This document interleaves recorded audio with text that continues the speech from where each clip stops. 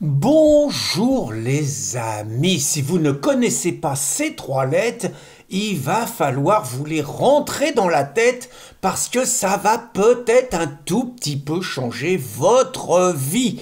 Les trois lettres, c'est Z comme Zorro, F comme François et E comme Étienne. Alors, il y en a qui disent que ça s'appelle des zones fascistes écologiques. Ça, c'est les mauvaises langues, les mauvais esprits, les conspirationnistes habituels. Non, non, ça s'appelle des zones de faible émission. Et donc, ça va être dans 43 villes et métropoles de 150 000 habitants que vous ne pourrez plus franchir, dans lesquels vous ne pourrez plus rentrer si vous êtes des salopards qui polluez la planète, qui avez encore des voitures diesel inférieures à l'année 2011 ou, encore plus grave, des voitures à essence inférieures à 2006. Alors si vous vous dites un petit peu de manière égoïste, j'en ai rien à foutre, je mets plus les pinceaux dans les villes, attention les mecs, ils ont élargi ça aux métropoles.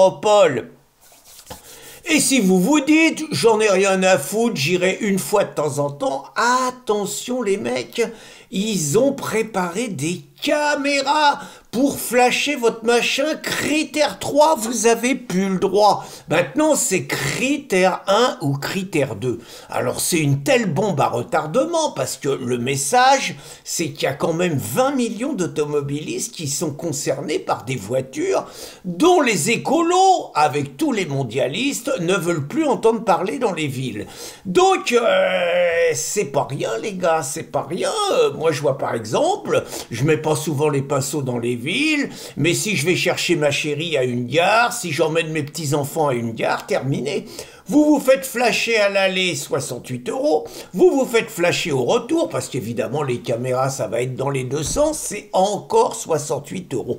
Alors c'est une telle bombe à retardement que pour l'instant, ils avaient commencé en 2024 à Lyon. Alors là, Paris, évidemment, la dingo avait donné l'exemple. Lyon, les écolos tarés, toujours en première ligne pour faire chier le peuple.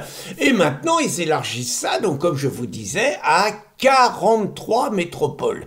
Alors, c'est une telle bombe à retardement, je vous ai mis la vidéo de 40 millions de consommateurs, très franchement, de 40 millions de conducteurs, il faut la voir, hein, franchement, pendant 55 minutes, des dizaines de témoignages, des mecs qui bossent, des mecs qui ont besoin de suivre un traitement, des gens qui ont besoin de faire les commissions pour leurs parents, tout ça, c'est fini, c'est un bordel total. Alors, c'est une telle bombe à retardement que s'ils avaient collé tout ça pour le 1er janvier avec mise en application le 2 janvier, c'était la guerre, c'était la révolution. Donc ils essayent de noyer le poisson, de nous endormir, en filant ça à gérer aux élus locaux qui se démerdent et tout. Et puis si chacun a besoin d'un mois ou deux de pédagogie, on verra ça. Il n'empêche, parce que c'est bien de prendre de la hauteur, qu'il faut s'intéresser sur l'objectif final. L'objectif final, il est double. D'abord, et les écolos parisiens, le David Béliard en tête, naturellement soutenu par l'Indigo, ne s'en cache pas. L'objectif est de dégager les voitures de Paris, comme c'est de dégager toutes les bagnoles des centres-villes. C'est-à-dire qu'ils ne veulent pas entendre parler de transport individuel. Pour eux, la solution, c'est le transport collectif et le covoiturage. Et comme il ne manque pas d'imagination, ils ont également inventé des radars qui permettront de vous choper si vous utilisez une voie de covoiturage alors que vous êtes tout seul. Alors si vous essayez une poupée gonflable, je ne sais pas si ça peut marcher, mais toujours est-il que leur imagination et le fric pour piquer du fric aux automobilistes est sans limite. Mais ce qui est intéressant, c'est de se dire c'est quoi le poteau d'arrivée. Et là-dessus, le confinement a été une répétition générale.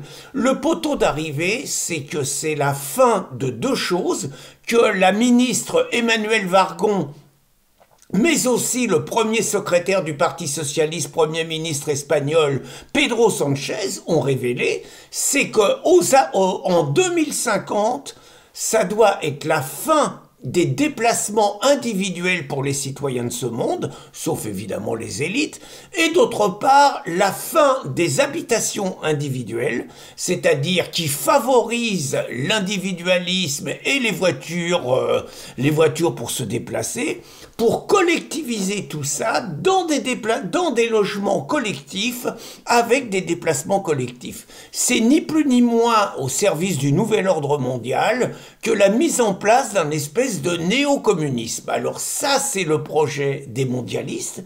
Il faut voir les ZFE comme tous les trucs pour lesquels ils vous emmerdent pour vendre vos appartes au nom du bon isolement et tout. Il faut le voir comme la volonté d'en finir avec la propriété individuelle et d'en finir avec la liberté de déplacement.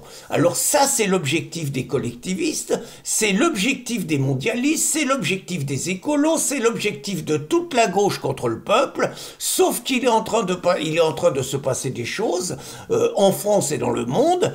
Il est en train de se passer que la venue de Donald Trump aux États-Unis, c'est complètement le contraire d'un tel projet, que cette venue, naturellement, va provoquer une onde de choc, que ça commence déjà à remuer en Grande-Bretagne, que ça commence déjà à remuer en Allemagne où on parle de l'AfD, et que ce qui est à l'ordre du jour, c'est réellement une révolution conservatrice en mettant en avant la défense des libertés publiques qui sera la seule à même de répondre à la folie des mondialistes, à la folie des écolos dingos, à la folie des collectivistes. Alors j'aimerais entendre, je le dis en toute amitié, mais j'aimerais entendre sur ces choses-là Jordan, j'aimerais entendre Marine, j'aimerais entendre Eric, j'aimerais entendre Sarah, j'aimerais entendre tous ceux qui, quelque part, sont quand même les meilleurs défenseurs de nos libertés publiques, parce que ça, c'est vraiment un sujet clé et un enjeu clé. Si on perd cette bataille, on va être mal barré,